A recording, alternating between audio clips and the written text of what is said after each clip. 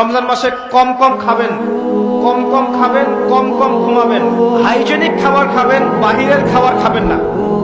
বাহিরের যে খাবারগুলো আছে মুখরোচক, ইফতারে নিয়ে বসেছেন দুনিয়ার কিছু, আচ্ছা এই খাবারগুলো কি কোনোদিনও আপনি সন্ধ্যার সময় খান?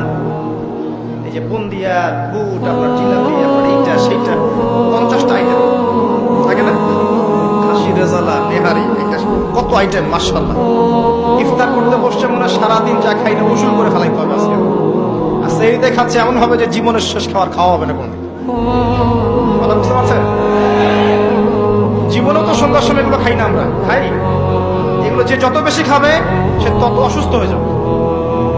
নর্মাল খাবার খান, সিম্পল নর্মাল খাবার খান, বাইরের খাবার অ্যাভয়েড করেন, এগুলো আপনাকে অসুস্থ করে ফেলছে। ম্যানুফ্যাকচার খাবার বেশি খাইতে চায় না।